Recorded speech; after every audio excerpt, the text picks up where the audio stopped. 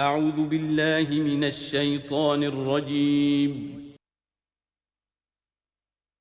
بسم اللہ الرحمن الرحیم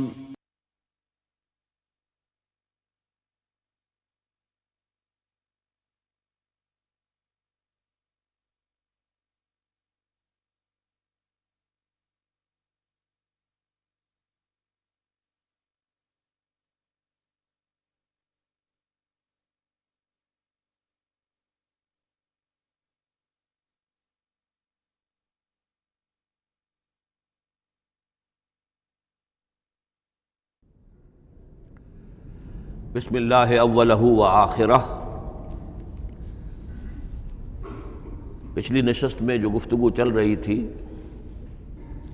وہ فہم قرآن کے ضمن میں کچھ بنیادی اصول کہ جنہیں اگر پیش نظر رکھا جائے تو سہولت ہو جائے قرآن کے سمجھنے میں۔ 5 چیزیں بیان ہو چکی تھیں۔ نمبر 1، قرآن کا اسلوب استدلال منطقی نہیں ہے، فطری ہے، نیچرل اور خطابی ہے، انسان کو خود غور و فکر کرنے اور اپنے اندر جھانکنے کی دعوت دیتا ہے قرآن۔ ثانیاً، قرآن مجید کی آیات میں تقسیم ہے، محکمات اور متشابہات، اور سورہ آل عمران میں جہاں اس کا ذکر ہے فرما دیا گیا ہے کہ اہل ایمان کا شیوہ یہ ہونا چاہیے کہ وہ محکمات پر اپنی توجہ کو مرکوز رکھیں اور متشابہات کے بارے میں اجمالی طور پر یقین رکھیں کہ اللہ کی طرف سے ہے، یقیناً حق ہے، چاہے وہ ہماری سمجھ میں آئی ہے یا نہیں آئی۔ لیکن اس میں جو ایک براڈ تقسیم ہے وہ یہ کہ آیات الاحکام سب کی سب محکمات ہیں، مستقل، اور عالم غیب، عالم آخرہ، عالم برزخ، عالم ارواح، عالم ملائکہ، اس کے تمام امور مستقل طور پر متشابہات میں سے ہے۔ البتہ ایک تیسری کیٹیگری ہے کہ جو سائنٹیفک فینومینا کے ضمن میں ہو سکتا ہے کہ ایک شے آج متشابہات میں ہو، کل وہ محکمات میں داخل ہو جائے، جبکہ انسانی علم جو ہے وہاں تک پہنچ جائے اور اس کا ادراک کر سکے۔ نمبر 3، تفسیر زیادہ تر لفظی طور پر اور نحو اور صرف سے بحث کرتی ہے، تعویل کا مقصد ہے اصل مدلول تک پہنچنے کی کوشش کرنا۔ نمبر 4، تعویل میں عام اور خاص، خاص کانٹیکسٹ میں، زمان و مکان کے خاص کانٹیکسٹ میں جب قرآن نازل ہوا تو کسی آیت کا کیا اصل مفہوم تھا جو سمجھا گیا، اس میں شان نزول کی روایات کو بھی اہمیت حاصل ہوگی۔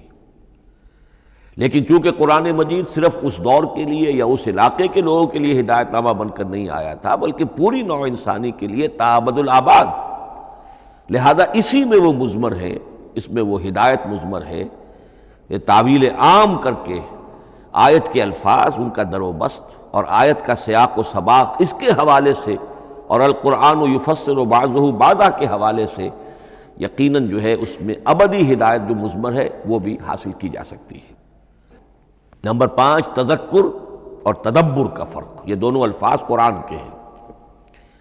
تذکر کے لیے 4 مرتبہ اللہ نے سورہ قمر میں چیلنجنگ انداز میں فرمایا ہے، وَلَقَدْ يَسَّرْنَا الْقُرْآنَ لِلذِّكْرِ فَهَلْ مِن مُّدَّكِرٍ، ہم نے قرآن کو ذکر کے لیے، تذکر کے لیے، ہدایت اخذ کرنے کے لیے، بنیادی نصیحت حاصل کرنے کے لیے نہایت آسان بنایا ہے۔ تو ہے کوئی جو اس سے تذکر کرنا چاہے؟ اس تذکر بالقرآن کے لیے صرف یہ کافی ہے کہ انسان عربی زبان سے اتنا واقف ہو کہ اس کا ایک براہ راست مفہوم سمجھتا چلا جائے، اور دوسری شرط لازم ہے نیت کی درستی، طلب ہدایت پیش نظر ہو، اپنے علم کی دھوس جمانا جو ہے وہ مقصود نہ ہو، تو قرآن مجید سے تذکر حاصل ہو جائے۔ تدبر کے اعتبار سے قرآن مجید مشکل ترین کتاب ہے، بلکہ میں نے اس وقت ایک غلط لفظ استعمال کر دیا تھا، دنیا کی مشکل ترین، یہ دنیا کی کتاب ہے ہی نہیں، یہ تو مشکل ترین کتاب ہے، بہی معنی کہ اللہ تعالیٰ کے علم کامل سے اس کا نزول ہوا ہے، اس علم کا احاطہ کسی انسان کے لیے ممکن نہیں ہے۔ اسی طرح یہ قرآن ایک ایسے سمندر کے مانند ہے جس کا نہ کوئی کنارہ ہے اور نہ ہی اس کی کوئی تہہ ہے۔ اس میں پوری زندگیاں کھپانے کے باوجود بھی افلا یتدبرون القرآن، تدبر، لیدبروا آیاتہ ولیتذکر اولو الالباب، یہ دو اصطلاحات خود قرآن کی ہیں۔ میرا جو کتابچہ ہے مسلمانوں پر قرآن مجید کے حقوق، اس میں میں نے ان پر تفصیل سے بحث کی۔ نمبر 6، دو اعتبارات سے قرآن مجید پر غور کرنے والے کا ایٹیچیوڈ ایک دوسرے سے بالکل متضاد ہوگا۔ احکام کے حوالے سے ایک طالب علم کا رخ پیچھے کی طرف ہونا چاہیے، اسلاف نے کیا سمجھا، ان سے پہلوں نے کیا سمجھا، ان سے پہلوں نے کیا سمجھا، صحابہ نے کیا سمجھا، یہاں تک کہ اپنے آپ کو محمد الرسول اللہ کے قدموں میں پہنچا دیجیے۔ دین کا عملی پہلو، حلال اور حرام، جائز و ناجائز، یہ چیزیں آپ کو، یہ نہیں کہ آپ کو نئے زمانے کی وہ جو بھی ریسرچ ہو اس کے حوالے سے اور نئے زمانے کے سائنسی جو حقائق ہیں ان کے حوالے سے بات کریں۔ دوڑ پیچھے کی طرف ہے گردش ایام، تو پیچھے سے پیچھے، پیچھے سے پیچھے، یہاں تک کہ مصطفیٰ برسا خیش را کے دی ہم اوست اگر بہو نہ رسیدی تمام بولا۔ لیکن حکمت، سائنس اس کے حوالے سے آگے بڑھی ہے، آگے سے آگے بڑھی ہے۔ وہ تو میں عرض کر چکا ہوں کہ وہ جو فینومینا قرآن مجید میں سائنٹیفک مذکور ہیں، ان کی اصل حقیقت جو ہے وہ ہمارے اگر اسلاف کو سمجھ میں نہیں آ سکی تو بات سمجھ میں آتی ہے۔ ابھی اس علم کی سطح ہی اتنی کمزور تھی، اتنی نیچی تھی کہ ان کی اس کا ادراک ممکن نہیں تھا۔ اس میں آگے بڑھیے تو اس میں بالکل متضاد ہو گیا کہ ایک میں زمانے کا ساتھ دینے کی بجائے زمانے سے بھی آگے چلو، اور ایک میں پیچھے پیچھے پیچھے پیچھے، یہاں تک کہ محمد الرسول اللہ والذین معہ، محمد الرسول اللہ والذین معہ، ان کے قدموں تک اپنے آپ کو پہنچا دو۔ آخری شے فہم قرآن کے ضمن میں، لیکن یہ last but not the least کے مصداق ہے، یہ بات بہت صراحت کے ساتھ مولانا مودودی نے لکھی ہے تفہیم القرآن کے مقدمے میں، اور بہت اہم بات ہے، بہت اہم بات، اور وہ یہ ہے کہ قرآن مجید ایک ایسی کتاب نہیں ہے جسے کوئی محقق اور ریسرچ اسکالر اپنی لائبریری میں بیٹھ کر اور ریفرنس بک سامنے رکھ کر ادھر سے ادھر اور سمجھ لے۔ اس کے سمجھنے کی شرط لازم یہ ہے کہ جو یہ راستہ دکھاتا ہے اس پر چلنا شروع کرے۔ ایک ایک قدم کے بعد قرآنی حقائق مزید منکشف ہوں گے، اور مزید منکشف ہوں گے، اور مزید منکشف ہوں گے۔ جب تک قرآن مجید کے بتائے ہوئے راستے پر آدمی چلے گا نہیں، قرآن کی اصل حقیقت اس پر کبھی منکشف نہیں ہوگی۔ چاہے تفسیر لکھ دے، وہ تو لفظوں کی بحث ہے، صرف اور نحو ہے، یا روایات ہیں، وہ جمع کر دیجئے، لیکن یہ کہ قرآن مجید کا صحیح فہم عمل کے بغیر ممکن نہیں۔ جیسے قرآن مجید میں آتا زادتہم ایمانا، ایمان بڑھتا ہے، عمل کے ذریعے سے ایمان بڑھتا ہے۔ میں اس میں ایک شے کا اضافہ کر رہا ہوں، میرے نزدیک قرآن مجید مینول آف ریولیوشن، محمد عربی صلی اللہ علیہ وسلم نے ایک عظیم انقلاب برپا کیا دنیا میں، اور ایک انقلابی جد و جہد کی ہے۔ دعوت کے قبول کرنے والوں کو منظم کرنا، ان میں سم و طاعت کی عادت پیدا کرنا، پھر ان میں تن من دھن قربان کرنے کا جذبہ پیدا کرنا، پھر ان کا تزکیہ کرنا، ان کی تربیت، پھر جب وہ تیار ہو جائیں تو باطل سے ٹکر، اور اس میں پھر جہاد اور قتال کے مراحل، تاکہ انقلاب آ گیا، اور یہ کہ جاء الحق وزہق الباطل ان الباطل کان زہوقا۔ اس جد و جہد کے ہر مرحلے پر قرآن نازل ہو رہا ہے، جو اس مرحلے کے جو مسائل ہیں، جو اس مرحلے کے پرابلمز ہیں، جو اس مرحلے کی مشکلات ہیں، ان سے بحث کر رہا ہے۔ اب اگر کوئی فرد یا کوئی گروہ اس پروسیس میں وہ داخل ہی نہیں، وہ سمجھ ہی نہیں سکتا کہ یہ جو بات کہی جا رہی ہے اس کا اصل محل کیا ہے، مقام کیا ہے، کیوں کہی جا رہی ہے۔ وہ تو جب اسی قسم کی انقلابی جد و جہد میں کوئی خود مبتلا ہوگا تو اسے معلوم ہوگا کہ یہ تھی وہ مشکل، یا یہ تھا وہ مسئلہ، یا یہ تھا وہ مرحلہ جو اس وقت کی جو جد و جہد تھی محمد الرسول اللہ والذین معہ کی، کہ اس وقت یہ آیات نازل ہوئی۔ اس طریقے سے مینول آف ریولوشن میں کہا کرتا ہوں، چونکہ ہماری جو طب کی تعلیم ہوتی ہے ان میں مینول آف ڈسیکشن سب سے پہلے جو ہے اناٹومی پڑھائی جاتی ہے اور ڈیڈ باڈی کی ڈسیکشن ہوتی ہے، تو مینول آف ڈسیکشن جو ہے وہ پہلی کتاب ہوتی ہے جو ہمیں ملتی ہے۔ یہ ہوتا ہے، بتایا جاتا ہے یہاں ذرا شکاف دو اور یہ کھال کو کاٹو، اس کے اندر تمہیں یہ نظر آئے گا، یہ فیشیا ہے، پھر اسے اس کے اندر ایک اور شگاف دو، یہ نظر آئے گا۔ بالکل اسی طریقے سے قرآن مجید کی انگلی پکڑ کر اگر آپ چلیں گے تو پھر درجہ بدرجہ قرآن آپ پر منکشف ہوتا چلا جائے گا۔ اور اگر آپ نے اسے صرف ایک اکیڈمک ایکسرسائز بنا لیا، ایک علمی بات ہے، اس سے آگے کچھ نہیں، تو قرآن مجید کا جو اصل لب لباب ہے، جو اصل اس کا جوہر ہے، وہ کبھی منکشف نہیں ہوگا۔ اب آئیے ایک اہم موضوع، اعجاز قرآن کے وجوہ کیا ہیں۔ پہلی بات تو یہ سمجھ لیجئے کہ قرآن مجید کی حقانیت پر بنیادی طور پر دو قسم کی دلیلیں ہیں۔ ایک دلیل خارجی ہے، خارجی دلیل محمد الرسول اللہ صلی اللہ علیہ وسلم کی شخصیت اور آپ کا کارنامہ، الصادق الامین، قد لبثت فیکم عمرا، میں تمہارے مابین ایک عمر گزار چکا ہوں، تم نے مجھے دیکھا، میرا کردار دیکھا، تم نے خود مجھے الصادق اور الامین کا جو ہے خطاب دیا، تو خود حضور کی شخصیت دلیل ہے قرآن مجید کی حقانیت پر۔ اس اعتبار سے ایک مضمون بہت اہم ہے، اور وہ یہ کہ قرآن اور محمد صلی اللہ علیہ وسلم اس طرح ایک دوسرے کے ساتھ جڑے ہوئے ہیں، گتھے ہوئے ہیں، ایک وحدت بن گئے ہیں، ایک آرگینک ہول بن گئے ہیں کہ ایک دوسرے کے لیے شاہد بھی ہے اور ایک دوسرے کے لیے کمپلیمنٹری بھی ہے، جس کے لیے میں دو مقامات سے استشہاد کروں گا۔ سورہ بینہ میں فرمایا لم یکن الذین کفروا من اہل الکتاب والمشرکین منفکین حتی تأتیہم البینہ، اہل کتاب میں سے اور کفار میں سے، مشرکین میں سے جو لوگ جنہوں نے کہ کفر کیا تھا، وہ علیحدہ نہیں کیے جا سکتے تھے جب تک کہ بینہ نہ آ جاتی۔ اب بینہ کیا ہے؟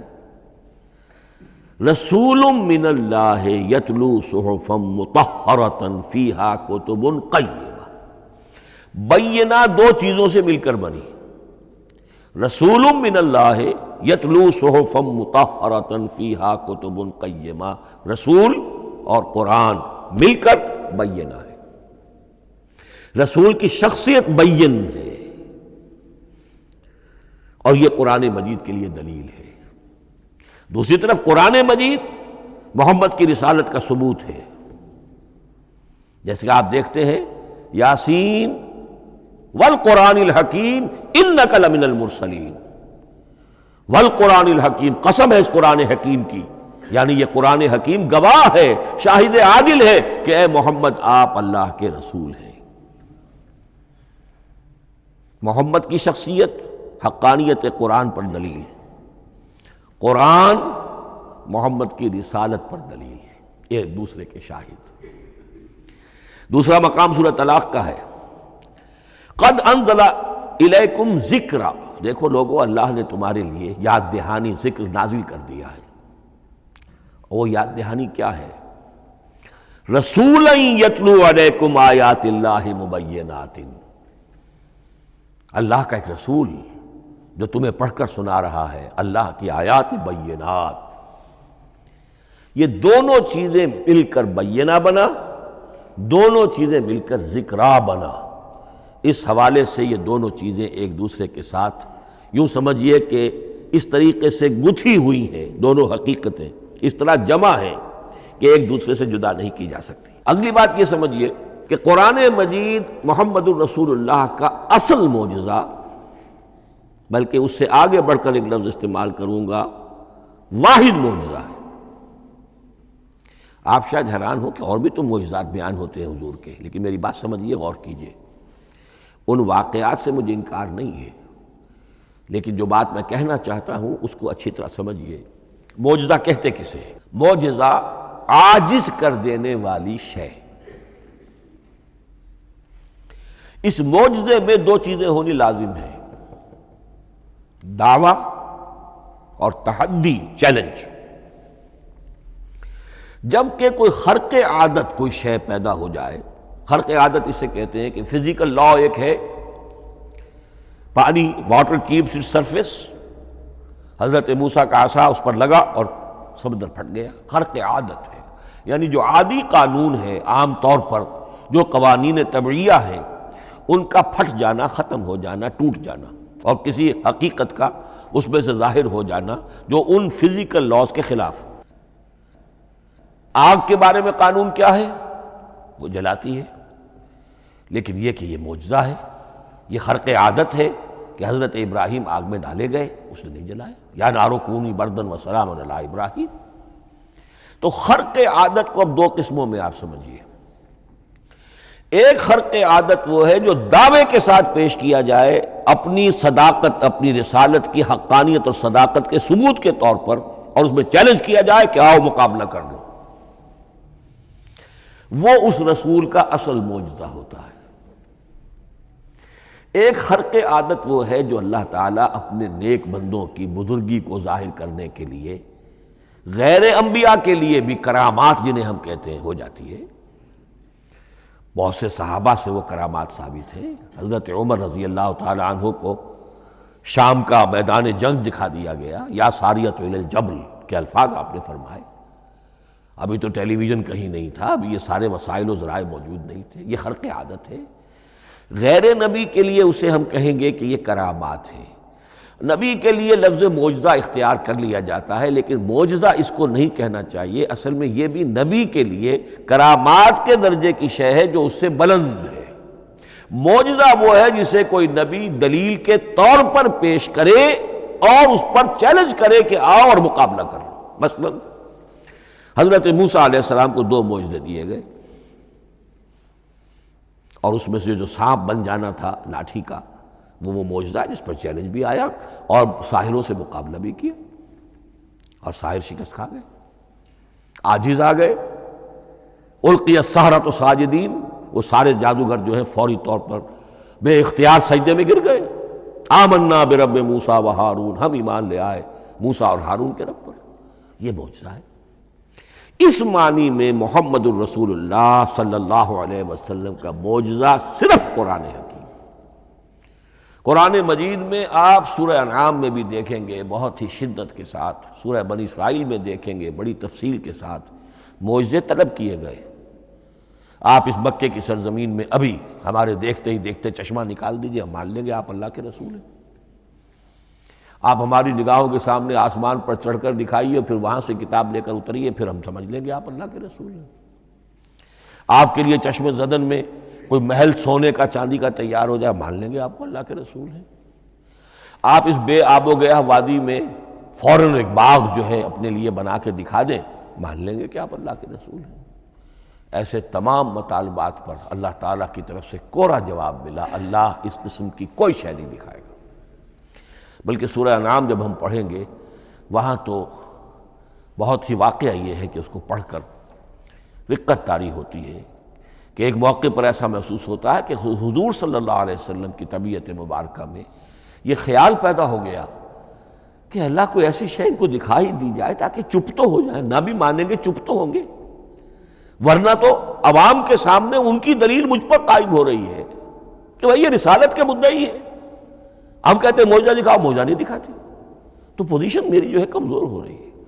وہاں جس انداز میں اللہ نے کہا ہے، ہرگز نہیں، اے نبی اگر آپ کے اختیار میں ہے تو کہیں آسمان پر سیڑھی لگا لیجئے یا زمین میں سرنگ لگا کے کوئی معجزہ لا سکتے ہو تو لے آئیے، ہم نہیں دکھائیں گے۔ لقت طاری ہوتی ہے۔ تو حضور کا معجزہ اس معنی میں صرف ایک ہے اور وہ قرآن ہے۔ اچھا، اس کے لیے کیسے کیسے چیلنج کیے گئے؟ ام یقولون تقولہ بل لا یؤمنون فلیاتوا بحدیث مثلہ ان کانوا صادقین، سورۃ الطور۔ کیا ان لوگوں کا کہنا یہ ہے کہ یہ کلام خود محمد نے موضوع کر لیا ہے صلی اللہ علیہ وسلم؟ تو اگر ایسی بات ہے تو وہ بھی ایسا ہی کلام پیش کر دیں۔ تحدی، اس چیلنج کو کوئی قبول نہیں کر سکا۔ کم سے کم اس شرافت کا اقرار کرنا پڑتا ہے کہ اس وقت عرب قوم میں یہ شرافت تھی کہ کسی نے اٹیمپٹ بھی نہیں کی، ورنہ کوئی شخص الٹی سیدھی عبارت لکھ کر لے آتا اور کھڑا ہو کر کہہ دیتا کہ ٹھیک میں کہتا ہوں یہ ہے، یہ قرآن کی طرح کا کلام ہے۔ نہیں، کسی نے نہیں کیا۔ تاریخ یہ بتاتی ہے کہ اس تحدی کا کوئی کسی نے قبول نہیں کیا۔ اسی طرح فرمایا سورہ بنی اسرائیل میں قُلْ لَئِنِ اجْتَمَعَتِ الْإِنسُ وَالْجِنُّ عَلَىٰ أَن يَأْتُوا بِمِثْلِ هَٰذَا الْقُرْآنِ لَا يَأْتُونَ بِمِثْلِهِ وَلَوْ كَانَ بَعْضُهُمْ لِبَعْضٍ ظَهِيرًا۔ چیلنج ہے، اے نبی کہہ دیجئے اگر تمام انسان، تمام جن مل کر بھی چاہیں کہ ایسی کوئی کتاب وہ مرتب کر لیں، نہیں کر سکیں گے، چاہے وہ سب کے سب ایک دوسرے کی مدد کریں۔ ہے کہ نہیں چیلنج؟ اسی طریقے سے سورہ ہود میں فرمایا، اب اس کو کہتے ہیں برسبیل تنزل، پوری کتاب نہیں لا سکتے قرآن جیسی، چلو تو 10 صورتیں لے آؤ۔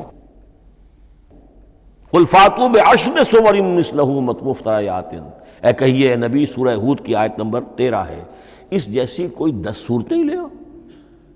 114 نہ صحیح، 10 صحیح۔ یہ بھی نہیں ہوا تو برسبیل تنزل اور سورہ یونس میں فرمایا قُلْ فَاتُوا بِسُورَةٍ مِّن مِثْلِهِ، ایک صورت ہی لے آؤ۔ اور اسی کو سورہ بقرہ کے 30 رکوع میں دہرایا گیا، وَإِن كُنتُمْ فِي رَيْبٍ مِّمَّا نَزَّلْنَا عَلَىٰ عَبْدِنَا فَأْتُوا بِسُورَةٍ مِّن مِّثْلِهِ وَادْعُوا شُهَدَاءَكُم مِّن دُونِ اللَّهِ إِن كُنتُمْ صَادِقِينَ۔ لیکن نوٹ کر لیجئے کہ کسی نے یہ جرت نہیں کی، نہ قرآن کے اس دعوے کو چیلنج کیا، نہ کسی نے مقابلے کی کوشش کی، نہ کوئی اپنی کوئی تصنیف و تالیف یا اپنا کوئی کمپوزیشن لا کر اور یہ دعویٰ کر کے کھڑا ہوا کہ جمع کر لیجئے، منصف بلا لیجئے، کوئی کمیشن بٹھا لیجئے، میرا یہ کلام بھی بالکل ہم وزن ہے اس کلام کے۔ نہیں۔ اب ہمیں دیکھنا یہ ہے کہ وجوہ اعجاز قرآن مجید کے کیا کیا ہے۔ معجزہ تو یہ ہے، حضور کا اصل معجزہ یہ ہے، لیکن معجزہ کس کس پہلو سے ہے؟ یہ ایک ایسا موضوع ہے کہ جس پر پوری تصانیف لکھی گئی ہیں۔ وجوہ الاعجاز، وجوہ اعجاز القرآن، قرآن کے معجزہ ہونے کے کون کون سے پہلو ہیں۔ اس کا واقعہ یہ ہے کہ احصاء ناممکن ہے، اور جیسے جیسے زمانہ آگے بڑھے گا اس کے اور پہلو واضح ہوتے جائیں گے۔ سنوریہم آیاتنا فی الآفاق وفی انفسہم حتی یتبین لہم انہ الحق۔ لیکن یہ کہ کس کس پہلو سے یہ معجزہ ہے، چند موٹی موٹی باتیں ضرور سمجھ لیجئے۔ لغت، ادب، فصاحت، بلاغت، عذوبت، مٹھاس، اس کے اعتبار سے قرآن معجزہ ہے۔ لیکن اس اعتبار سے قرآن معجزہ ہے یا تو تھا اپنے زمانے کے عربوں کے لیے، غیر عرب کے لیے تو نہیں تھا۔ غیر عرب جو ہے قرآن مجید کی جو بھی فصاحت و بلاغت ہے، اس کا جو لٹریری بیوٹی ہے، اس کو تو وہ اپریشیٹ نہیں کر سکتا تھا۔ یہ حصہ جو ہے یا تو عربوں کے لیے تھا اس وقت دائمی، یا آج بھی عرب کچھ نہ کچھ، بہرحال عربی ان کی زبان ہے، وہ پڑھتے ہیں، جیسا کہ میں نے عرض کیا تھا، چاہے عیسائی ہوں اور چاہے یہودی ہوں، وہ بھی اپنے ہاں لٹریچر کی، عربی لٹریچر کی ہائیسٹ کتاب کی حیثیت سے قرآن مجید کو پڑھانے پر مجبور ہے۔ ایک پہلو اس کا یہ ہے، اور اسی کے حوالے سے نوٹ کیجئے حضرت لبید رضی اللہ تعالی عنہ، یہ سبع معلقہ کے شعراء میں سے تھے آخری۔ عربوں میں چونکہ اس کا بڑا چرچا تھا شاعری کا، تو ان کا جو سالانہ جشن ایک ہوتا تھا، اس میں وہ بہت بڑے بڑے شعراء سب جمع ہوتے تھے، اپنے اپنے قصیدے پڑھتے تھے، اور جس کا قصیدہ سمجھا جاتا تھا کہ سب سے اعلیٰ ہے، سب سے بلند ہے، سب سے عمدہ ہے، اب اسے اس سال کے لیے وہ گویا کہ ملک الشعراء اس کو مانا جاتا تھا کہ یہ شاعروں کا بادشاہ ہے، اور تمام شاعر اسے سجدہ کرتے تھے بالفعل۔ اور اس کے قصیدے کو کعبے کی دیوار کے ساتھ ٹانگ دیا جاتا تھا، معلق کر دیا جاتا تھا۔ ایسے 7 قصیدے ہیں جن کے مجموعے کا نام ہے 7 معلقہ۔ اس 7 معلقہ جو ہے 7 جو سلسلے ہیں، ان میں آخری حضرت لبید کا ہے، وہ ایمان لے آئے۔ ایمان لانے کے بعد انہوں نے شعر کہنا چھوڑ دیا۔ اس پر حضرت عمر نے ایک دفعہ ان سے کہا کہ لبید اب آپ شعر نہیں کہتے۔ ان کا جواب تھا ابعد القرآن، کیا قرآن کے بعد بھی کسی کے لیے کوئی موقع ہے کہ وہ کچھ کہنے کی کوشش کرے؟ فصاحت اور بلاغت کی تو معراج قرآن مجید ہے، وہ آ چکی ہے۔ تو جہاں تک اہل عرب کے لیے اس کا معجزہ ہونا خاص طور پر اس دور میں اور اب بھی کسی درجے میں، اس میں تو اہمیت ہے اس کی ادبیت، اس کی فصاحت، اس کی بلاغت، اس کی عذوبت۔ دائمی اور ابدی یہ کس اعتبار سے معجزہ ہے؟ عہد حاضر میں اور غیر عرب لوگوں کے لیے۔ نمبر 1، سائنسی حقائق کا انکشاف۔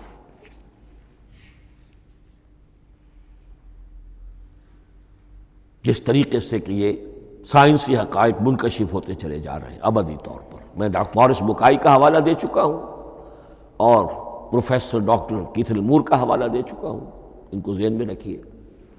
سنریہم آیاتنا فی الآفاق وفی انفسہم حتی یتبین لہم انہ الحق۔ نمبر 2، حضور کا وہ کارنامہ کہ آپ نے ایک عظیم انقلاب برپا کر کے دکھایا اور وہ نظام قائم کر کے دکھایا کہ جس سے بہتر، جس سے عادلانہ، جس سے زیادہ منصفانہ کوئی نظام دنیا میں نہ آج تک قائم ہوا ہے اور نہ اس کی کوئی دوسری نظیر پیش کی جا سکتی۔ یہ ہے سب سے بڑا معجزہ، اور معجزہ ہوا قرآن سے۔ اتر کر حرا سے سوئے قوم آیا اور ایک نسخہ کیمیا ساتھ لایا۔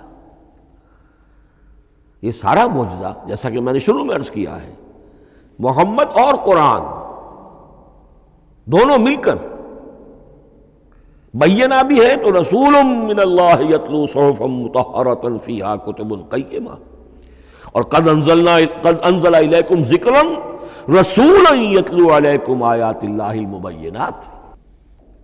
یہ معجزہ جو ہے جس کے حوالے سے دنیا میں بڑی بڑی شخصیات نے شہادت دی۔ ایم این رائے اس صدی کا ایک بہت بڑا انقلابی شخص، کمیونسٹ انٹرنیشنل کا رکن، اس صدی کی ابتدا میں جو شعلہ تھا، جو غلغلہ تھا، جو ولولہ تھا بولشوک ریولوشن کا، اور جو دنیا کے اندر ایک دھوم مچ گئی تھی، اس کو ذہن میں رکھیے۔ اور اس میں کمیونسٹ انٹرنیشنل کا رکن ایم این رائے، 1920 میں اس نے لاہور میں ایک خطبہ دیا تھا، ہسٹوریکل رول آف اسلام، اور اس نے کہا تھا تاریخ انسانی کا عظیم ترین انقلاب وہ ہے کہ جو محمد نے برپا کیا صلی اللہ علیہ وسلم۔ آج بھی یہ کتاب بھارت میں چھپتی ہے، بامبے کا ایک پبلشر شائع کرتا ہے، historical role of Islam by M N Roy. پھر آگے چلیے، ایچ جی ویلز اگرچہ انتہائی رقیق حملے کرتا ہے حضور کی زندگی کے بعض پہلوؤں پر، جیسے رشدی نے کیے ہیں یا جیسے تسلیمہ نسرین ایک بنگالی خاتون نے کیے ہیں، اسی طرح کے حملے کیے اس نے بھی۔ اور یہ اس لیے بتا رہا ہوں کہ یہ اسٹیبلش ہو جائے کہ وہ دوست نہیں ہے، دشمن ہے۔ عربی کا ایک مقولہ یہ ہے کہ الفضل ما شہدت بہ الاعداء، اصل فضیلت تو اس شے کی ہے جس کی گواہی دشمن دے۔ دوست تو تعریف کریں گے، قابل تعریف شے کی بھی تعریف کریں گے، بڑھ چڑھ کر کریں گے۔ یہ بھی ہو سکتا ہے کسی قابل مذمت شے کی بھی تعریف کر بیٹھے، دوست تو ہوئے۔ دشمن جو ہے وہ تو ظاہر بات ہے اسی بات کو مانے گا جس میں کسی شک و شبہ کی گنجائش نہ ہو۔ اس لیے میں نے عرض کیا کہ دشمن ہے، رقیق حملے کرتا ہے، لیکن آخر میں جب آتا ہے concise history of the world میں چیپٹر جو ہے حضور پر، اس میں خطبہ حجۃ الوداع کا وہ حوالہ دیتا ہے، لا فضل لعربی علی عجمی ولا لعجمی علی عربی ولا لاحمر علی اسود ولا لاسود علی احمر الا بالتقوی۔ اور پھر لکھتا ہے کہ اگرچہ انسانی حریت و اخوت و مساوات کے واعظ تو پہلے بھی بہت کہے گئے تھے، یہاں تک کہ مسیح ناصری حضرت عیسیٰ علیہ السلام کے ہاں بھی ہمیں بڑے واعظ ملتے ہیں، لیکن یہ ماننا پڑتا ہے کہ تاریخ انسانی میں پہلی مرتبہ ان اصولوں پر ایک انسانی معاشرہ قائم کر کے دکھایا محمد نے صلی اللہ علیہ وسلم۔ Although the sermons of human freedom, fraternity and equality were said before also, and we find a lot of them in Jesus of Nazareth, but it must be admitted that it was Muhammad sallallahu alaihi wasallam who established for the first time in history a society based on these principles. اسی طرح کی گواہی آج سے تقریباً 20 سال پہلے امریکہ کے ڈاکٹر مائیکل ہارٹ نے دی۔ A selection and gradation of the 100 most influential personalities of human history. اور نمبر 1 پر محمد کا ذکر کر رہا ہے صلی اللہ علیہ وسلم، اور کہتا ہے naturally I owe an explanation, میں عیسائی ہوں اور ابھی تک عیسائی ہے، وہ اس کی موت کی بھی ابھی کوئی خبر نہیں آئی ہے، عیسائی ہے، لیکن یہ کہ اس نے حضور کو نمبر 1 پر رکھا، حضرت عیسیٰ کو نمبر 3 پہ لے گیا، تو naturally I owe an explanation, اور پھر ایکسپلینیشن دی ہے this is because he is the only person supremely successful in both the religious and secular fields.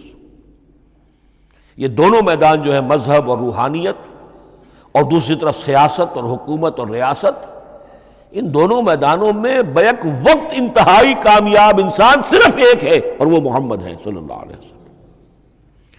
یا تو آدمی اس میں اونچا ہوتا ہے، روحانیت میں ہے، دین میں ہے، اخلاق میں ہے، تو سیاست اور ریاست میں زیرو ہوگا، یا کوئی بہت بڑا بادشاہ ہے، بڑا حکمران ہے، بڑا فاتح ہے، سکندر اعظم ہے، تو وہ اخلاقیات میں اور روحانیات میں زیرو نہیں، مائنس ہوگا۔ یہ معاملہ کہ دونوں میں this is because he is the only person supremely successful in both the religious and secular fields. لیکن یہ بات نوٹ کر لیجئے کہ جو تازہ ایڈیشن ہے اس کتاب کا، اس میں سے یہ پیسج نکال دیا ہے نئے جو ایڈیٹرز ہیں انہوں نے، اس کے لیے آپ کو کسی پرانے ایڈیشن سے رجوع کرنا پڑے گا، concise history of the world, اور وہ لائبریریوں میں مل جائے گا۔ علامہ اقبال نے اس بات کو یوں بیان کیا ہے، ہر کجا بینی جہان رنگ و بو، کہ از خاکش بروید آرزو، یاد نور مصطفیٰ اورا بہاس، یا ہنود اندر تلاش مصطفیٰ است۔ اس دنیا میں تمدن کے اعتبار سے، اخلاق کے اعتبار سے، معاشرت کے اعتبار سے کہیں کوئی خوبی اگر تمہیں نظر آتی ہے، کوئی رمق نور کی، خوبی کی، بھلائی کی، رنگ و بو، جان لو کہ یا تو وہ نور محمدی سے مستعار لی گئی ہے، اور یا ابھی تک انسان ابھی محمد کی تلاش میں ہے، ادھر جا رہا ہے، قافلہ ادھر جا رہا ہے، نوع انسانی کا چاروں ناچار ادھر جا رہا ہے۔ سوشل ایوولوشن کا پروسیس انسان کو افراط و تفرید کے دھکوں کے باوجود تدریجاً لے کر جا رہا ہے بحیثیت مجموعی پوری مین کائنڈ کو اسی بات کی طرف کہ جس کی طرف دعوت دی تھی محمد رسول اللہ صلی اللہ علیہ وسلم۔ ہر کجا بینی جہان رنگ و بو، کہ از خاکش بروید آرزو، یا ز نور مصطفیٰ اورا بہاست، یا ہنود اندر تلاش مصطفیٰ است۔ اسی اعتبار سے میں ایک بات اور کہہ رہا ہوں، اس پہلو سے واقعہ یہ ہے کہ میرے نزدیک اس دور میں اعجاز قرآن کی سب سے بڑی نمائندہ شخصیت، اعجاز قرآن کا سب سے بڑا مظہر علامہ اقبال کی ذات ہے۔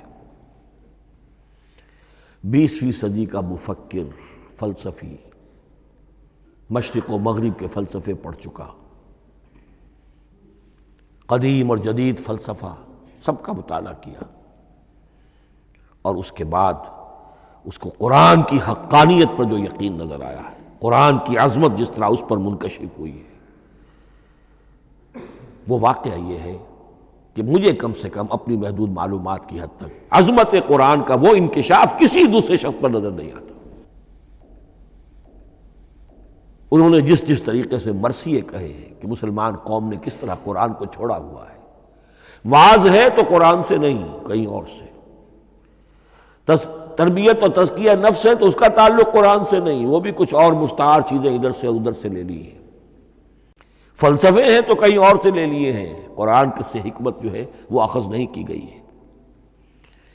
کیسے کیسے انہوں نے عظمت قرآن کا جو انکشاف ان پر ہوا اس کی تعبیر کی ہے۔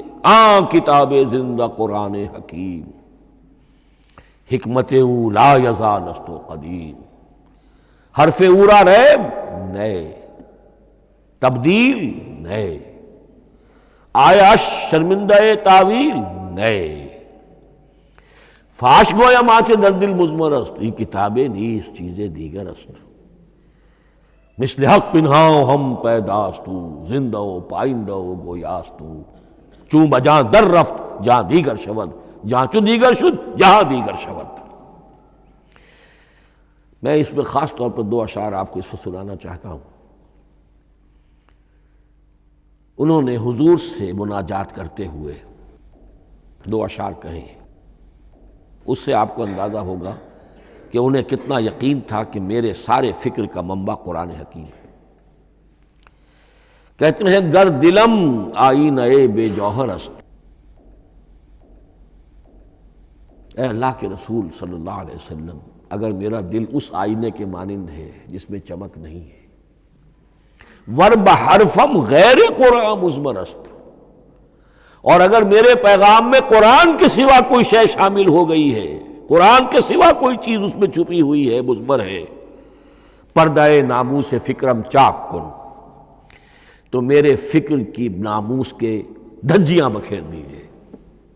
پردہ ناموس فکرم چاک کن، این خیاباں راز خارم پاک کن، اس شاہراہ کو اس کانٹے سے پاک کر دیجئے، کانٹا میرا، میں کانٹے کے مانند ہوں، پھر اٹھا کر پھینک دیجئے۔ روز محشر خار و رسوا کن مرا، بے نصیب از بوسہ پاک کن مرا، قیامت کے دن مجھے ذلیل و خوار کیجیے گا اور اپنے قدموں، اپنے پائے مبارک کا بوسہ لینے سے محروم کر دیجیے گا۔ یہ اتنی بڑی بد دعا جو اقبال اپنے آپ کو دے رہا ہے، تو کس قدر یقین اسے حاصل ہے کہ اس نے قرآن کی ترجمانی کی ہے۔ اب آئیے، بہت چھوٹے چھوٹے دو اور مضمون ہیں۔ قرآن حبل اللہ ہے، اس کے کیا معنی ہے؟ حبل رسی کو کہتے ہیں، اللہ کی رسی۔ حبل من مسد، سورہ لہب میں یہ لفظ آیا ہے۔ امام راغب نے اس کی تعبیر کی ہے، استعیر للوصل ولکل ما یتوصل بہ الی شیء، یا تو تعلق کو حبل سے استعارہ دیا جاتا ہے، استعارے کے طور پر حبل کا لفظ کسی تعلق کے لیے استعمال ہوتا ہے، یا کسی شے تک پہنچنے کا ذریعہ، وہ حبل ہے۔ اب یہ ہمیں لفظ ملتا ہے حضرت علی رضی اللہ تعالیٰ عنہ کی روایت میں، هو حبل اللہ المتین، ترمذی میں یہ الفاظ موجود ہیں، حضرت علی سے منقول ہے رضی اللہ تعالیٰ عنہ، یہی ہے اللہ کی مضبوط رسی۔ کیونکہ قرآن مجید میں آتا ہے وَاعْتَصِمُوا بِحَبْلِ اللَّهِ جَمِيعًا، تو حبل اللہ کون سی ہے؟ پھر یہ حضرت عبداللہ ابن عمر سے بھی ہے، یہ روایت موجود ہے رزین میں، هو حبل اللہ المتین، یہ قرآن ہی اللہ کی مضبوط رسی ہے۔ اللہ سے اب اس کے دو پہلو ہیں، ایک تو یہ کہ یہ اللہ سے جوڑنے والی ہے، تقرب اللہ کا ذریعہ ہے، وصول الی الشیء، کسی چیز تک پہنچانے والی شے، اس کا سہل ترین، اللہ کے تقرب کا سہل ترین ذریعہ، مؤثر ترین ذریعہ قرآن حکیم ہے۔ چنانچہ ترمذی میں حضرت عبداللہ ابن مسعود کا یہ قول موجود ہے، القرآن حبل اللہ الممدود من السماء الی الارض، قرآن تو اللہ کی وہ رسی ہے جو تنی ہوئی ہے آسمان سے زمین کی طرف۔ یہ ترمذی میں تو اصل میں اثر ہے، حضرت عبداللہ ابن مسعود کا قول ہے، لیکن یہ کہ زید ابن ارقم سے یہ الفاظ جو ہیں مرفوعاً کہ یہ حضور کے الفاظ ہیں، یہ بھی منقول ہے کہ حضور نے فرمایا کہ القرآن حبل اللہ الممدود من السماء الی الارض۔ اور ایک بڑی پیاری روایت ہے طبرانی کی معجم کبیر میں کہ ایک مرتبہ حضور اپنے حجرے سے برآمد ہوئے مسجد نبوی کے ایک گوشے میں دیکھا کچھ صحابہ بیٹھے ہوئے قرآن سمجھ رہے ہیں، سمجھا رہے ہیں، پڑھ رہے ہیں، مذاکرہ ہے قرآن۔ آپ کے چہرے پر بڑے بشاشت کے آثار ظاہر ہوئے، خوشی کے آثار۔ آپ چل کر تشریف لائے، پہلے ایک سوال کیا، الستم تشہدون اللہ الہ الا اللہ وانی رسول اللہ وہذا القرآن جاء من عند اللہ، کیا آپ لوگ اس کے گواہ نہیں ہیں کہ اللہ کے سوا کوئی معبود نہیں اور میں اللہ کا رسول ہوں، اور یہ قرآن خاص اللہ کے پاس سے آیا ہے؟ صحابہ کا جواب کیا ہو سکتا تھا؟ بلا یا رسول اللہ، کیوں نہیں اللہ کے رسول، ہم گواہ ہیں، اللہ کے سوا کوئی معبود نہیں، آپ اللہ کے رسول ہیں اور قرآن خاص اللہ کے پاس سے آیا ہے۔ اب آپ نے فرمایا فاستبشروا، خوشیاں مناؤ، فإن هذا القرآن طرفه بأيديكم وطرفه بيد اللہ، اس لیے کہ یہ قرآن وہ شے ہے کہ اس کا ایک سرا تمہارے ہاتھ میں ہے، ایک سرا اللہ کے ہاتھ میں۔ تو وصول الی اللہ کا مؤثر ترین طریقہ، تقرب الی اللہ کا مؤثر ترین طریقہ، سہل ترین طریقہ، شور شوٹ طریقہ وہ قرآن مجید ہے۔ اس اعتبار سے بھی کہ ہے ہی اللہ کی صفت، یہ ہم بحث کر چکے ہیں پہلے، اللہ کا کلام ہے، کلام صفت ہوتی ہے، اور صفت لا عین ولا غیر، یہ قرآن اللہ کا غیر نہیں ہے، ہم سمجھ نہیں سکتے، لیکن یہ کہ ہر صفت جو ہے وہ تو در حقیقت نہ عین ہے نہ غیر ہے۔ دوسری طرف یہی قرآن جو ہے حبل اللہ اس معنی میں بنتا ہے کہ مسلمانوں کو باہم جوڑنے والی شے، وَاعْتَصِمُوا بِحَبْلِ اللَّهِ جَمِيعًا وَلَا تَفَرَّقُوا، حبل اللہ کو مضبوطی کے ساتھ تھام لو، سب کے سب جمع ہو کر، یہ تمہیں تفرقے سے بچانے والی شے ہے۔ اس کی وجہ کیا ہے؟ ظاہر بات ہے کہ انسانوں جو ہے ان کے اندر اتحاد پیدا ہوگا اتحاد فکری کے نتیجے میں، فکر ایک ہو، نظریات ایک ہوں، ویلیوز ایک ہوں، مقاصد ایک ہوں، تبھی تو انسان متحد ہوں گے۔ یہ بھیڑوں کا غلہ تو نہیں ہے کہ چرواہے کی ایک لاٹھی کافی ہے ان کو جمع رکھنے کے لیے، وہ بھیڑوں کا غلہ ہے۔ انسانوں کو جمع کرنے کے لیے کوئی ایسی شے جو تمہیں ایک فکر سے، ایک نظریے سے، ایک مقصد سے، ایک نصب العین سے متصف کر دے، وہ تمہیں جوڑ دے گی۔ اور قرآن وہ شے ہے جو ایک فکر دیتا ہے، ایک خیال دیتا ہے، ایک نظریہ دیتا ہے، ایک عقیدہ دیتا ہے، ایک مقصد دیتا ہے، ایک نصب العین دیتا ہے، اللہ کے لیے جینا، اللہ کے لیے مرنا، ان صلاتی و نسکی و محیای و مماتی للہ رب العالمین، ایک آئیڈیل دیتا ہے محمد الرسول اللہ کی شکل میں، لقد کان لکم فی رسول اللہ اسوۃ حسنہ۔ اب قرآن وہ چیز ہے کہ جو تمہیں آپس میں جوڑتی چلی جائے گی، تمہارے درمیان اتحاد پیدا ہو جائے گی۔ آخری چیز، مسلمانوں پر قرآن مجید کے حقوق کیا ہیں؟ یہ صرف اشارہ کروں گا اس لیے کہ اس پر میرا کتابچہ موجود ہے، اور اس کتابچے کو اللہ تعالیٰ نے بہت قبول عام عطا فرمایا۔ اس کا انگریزی ترجمہ کیا ایک صاحب نے، از خود کیا، خود ہی ٹائپ کیا، خود ہی چھپوایا۔ عربی ترجمہ ایک صاحب نے کیا، خود کیا۔ فارسی ترجمہ ایک صاحب نے کیا، خود کیا، بغیر کسی معاوضے کے۔ ملیشیا میں وہ چھپ چکا ہے، لاکھوں کی تعداد میں عام ہو چکا ہے۔ پھر میں نے ایک موقع پر 1970 میں رمضان مبارک کے دوران آخری عشرے میں مولانا بن نوری رحمۃ اللہ علیہ تشریف لائے ہوئے تھے مدینہ منورہ، اور میں نے بھی وہ پورا رمضان مبارک اس سال وہیں کیا تھا۔ میں نے ان کو دیا تھا کہ آپ دیکھیے اس میں کوئی غلطی ہو تو مجھے بتا دیجئے، میں اسے بڑے پیمانے پر شائع کرنا چاہتا ہوں۔ انہوں نے حالت اعتکاف میں مسجد نبوی میں پڑھا ہے، صرف ایک جگہ ایک جملے میں انہوں نے اصلاح تجویز کی، وہ میں نے کر دی۔ اس اعتبار سے اب یہ کتابچہ جو ہے مصدقہ ہے مولانا محمد یوسف بن نوری رحمۃ اللہ علیہ کا۔ اس میں اللہ تعالیٰ نے جو بات مجھ سے کہلوا دی تھی، تقریباً 30 سال پہلے کی بات ہے، ہر مسلمان پر قرآن مجید کے 5 حقوق حسب استعداد و توفیق عائد ہوتے ہیں۔ پہلے یہ کہ اس پر ایمان ہو جیسا کہ ایمان کا حق ہے، صرف زبانی ایمان نہیں، دل سے یقین کہ یہ اللہ کا کلام ہے۔ اور اس کا نتیجہ کیا ہوگا؟ پھر عظمت اس کی پیدا ہوگی، ایمان و تعظیم، یہ پہلا حق ہے۔ تلاوت و ترتیل، اس کو پڑھے جیسے کہ پڑھنے کا حق ہے، پھر سمجھے جیسے کہ سمجھنے کا حق ہے، تذکر و تدبر، پھر عمل کرے، انفرادی طور پر بھی اجتماعی طور پر بھی۔ انفرادی طور پر جو آپ کی زندگی کے معاملات ہیں وہ آپ قرآن کے مطابق طے کریں، قومی سطح پر حکومت اور ریاست اور قانون اور سیاست، اس کے سارے تقاضے قرآن کے مطابق پورے ہوں، اور آخری یہ کہ اس قرآن کو پہنچائیں اور عام کریں، جس کے لیے حضور نے اس حد تک اس میں عمومیت کر دی ہے کہ بلغوا انی ولو آیۃ، پہنچاؤ میری جانب سے خواہ ایک ہی آیت پہنچاؤ، میرا کوئی امتی اس سعادت سے بالکل محروم نہ رہ جائے۔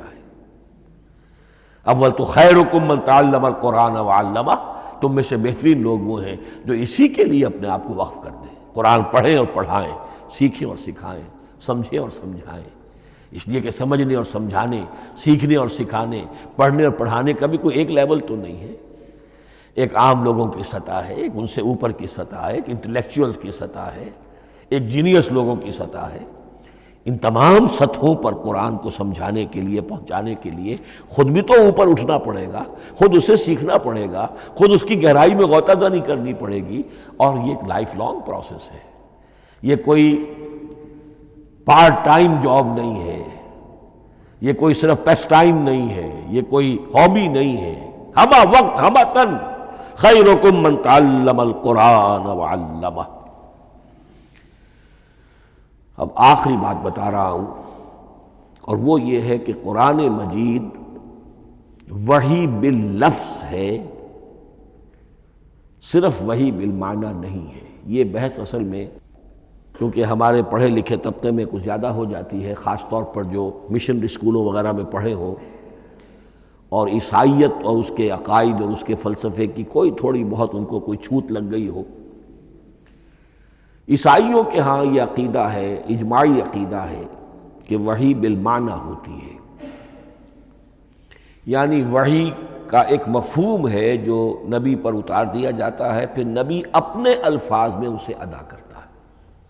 لفظ اللہ کے نہیں ہوتے، لفظ نبی کے ہوتے ہیں، مفہوم اللہ کا ہوتا ہے۔ ان کے لیے مجبوری یہ ہو چکی ہے جس کی وجہ سے انہیں یہ عقیدہ اپنانا پڑا کہ کوئی ایک انجیل ہے ہی نہیں، 104 انجیلوں میں سے وہ انہوں نے 4 سلیکٹ کی تھی کینونیکل گاسپلز، باقی جو ہیں وہ اب وہ ان کو مستند نہیں مانتے، اپوکریفل کہتے ہیں۔ اور میں نے ایک مرتبہ ایک پادری صاحب سے، مسٹر وائٹ ہوتے تھے منٹگمری میں نے ان سے پوچھا which one of them is Bible, یہ متی اور یہ لیوک اور مارکس اور جان، ان میں سے کون سی بائبل کون سی ہے؟ تو اس نے جواب دیا none of them is Bible. Bible is in them. ان میں سے کوئی ایک بھی مشخص طور پر، معین طور پر بائبل نہیں ہے، بائبل ان میں ہے بحیثیت مجموعی۔ لہذا ان کے لیے یہ عقیدہ جو ہے وہ لازم سا ہو گیا۔ ہمارے ہاں بھی بعض فلاسفہ نے اس قسم کی باتیں کی ہے کہ جن سے یہ دھوکہ لگتا ہے، لیکن میں خاص طور پہ چونکہ علامہ اقبال کا تذکرہ میں نے آج کیا ہے، اسی حوالے سے میں ان کا ایک واقعہ بیان کرنا چاہتا ہوں۔ ایف سی کالج لاہور کے پرنسپل تھے ڈاکٹر یوئنگ، ایک دعوت تھی، اس میں علامہ بھی تھے، وہ بھی تھے۔ تو ڈاکٹر یوئنگ نے کہا، وہ بڑا فلسفی تھا، کہ ڈاکٹر اقبال ہم نے سنا ہے کہ آپ بھی وحی باللفظ کے قائل ہیں، آپ جیسا پڑھا لکھا شخص، عالم دانا۔ علامہ اقبال نے فرمایا جی ہاں، اور مجھے تو اس کا ذاتی تجربہ ہے، مجھ پر تو جو شعر نازل ہوتے ہیں وہ الفاظ میں ڈھلے ہوئے ہوتے ہیں، میں ان میں تبدیلی کرنا چاہوں تو نہیں کر سکتا۔ تو اگرچہ اس سوال اس جواب کو ہم کہیں گے کہ یہ الاجوبۃ المسکتہ، مسکت، چپ کر دینے والا جواب تھا کہ جو علامہ اقبال نے دیا، لیکن ذہن میں رکھیے یہ کہ جو وحی باللفظ ہے وہ ختم ہو چکی محمد الرسول اللہ صلی اللہ علیہ وسلم پر۔ وحی رسالت وحی باللفظ ہے، وہ ختم ہو چکی۔ البتہ الہام، کشف، رویا، القاء، یہ وحی بالمعنی ہے، یہ کوئی ایک شے ہے جو دل میں ڈال دی جاتی ہے۔ اس کے دروازے آج بھی کھلے ہوئے ہیں، اور یہ جان لیجئے قرآن مجید کی حقانیت کا جو اصل ثبوت ہے وہ یہ ہے کہ آپ اسے اپنے باطن کے اندر محسوس کریں۔ یہ جو باطنی تجربہ علامہ اقبال نے کہا ہے کہ انسان اپنے باطن میں محسوس کرے کہ ہاں یہ بات ہے، ٹھیک ہے، اس کے لیے کہ علامہ ابن قیم رحمۃ اللہ علیہ کا قول ایسا ہے، بڑا پیارا قول ہے، قرآن کے کچھ پڑھنے والے ایسے ہیں جب قرآن کو پڑھتے ہیں تو یوں محسوس کرتے ہیں کہ ہم مصحف سے نہیں پڑھ رہے، لوح قلب سے پڑھ رہے ہیں، ہمارے دل پر لکھا ہوا قرآن موجود ہے، یعنی ہماری فطرت، ہمارے اندر کی کوئی حقیقت ہے جو سرٹیفائی کر رہی ہے، توثیق کر رہی ہے، اٹیسٹ کر رہی ہے کہ ہاں یہ ٹھیک ہے۔ اور اس کی وجہ کیا ہے؟ ہماری روح اور اس قرآن کا منبع وہ ایک ہی ہے، وہ ذات باری تعالیٰ ہے، یہ کلام اللہ ہے، اور ہماری روح امر اللہ۔ یسألونک عن الروح قل الروح من امر ربی وما اوتیتم من العلم الا قلیلا۔ بس میں اسی پر اکتفا کر رہا ہوں۔ اب گمان غالب یہی ہے کہ کل تو تراویح ہوگی انشاءاللہ، اس لیے کہ سنا یہ ہے کہ آج بھی روزہ تھا سعودی عرب میں، تو اب اس سے زیادہ تو تاخیر اب ممکن نہیں ہے، تو کل انشاءاللہ تعالی دورہ ترجمہ قرآن شروع ہو جائے گا۔ بارک اللہ لی ولکم فی القرآن العظیم ونفعنی وإیاکم بالآیات والذکر الحکیم۔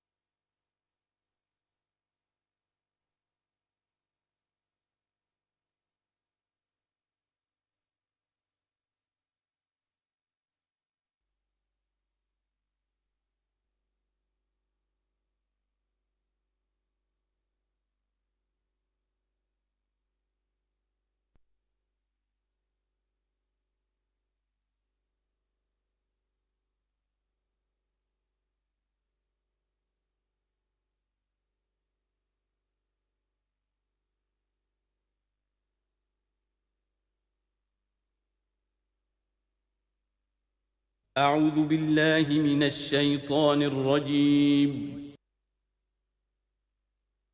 بسم الله الرحمن الرحيم.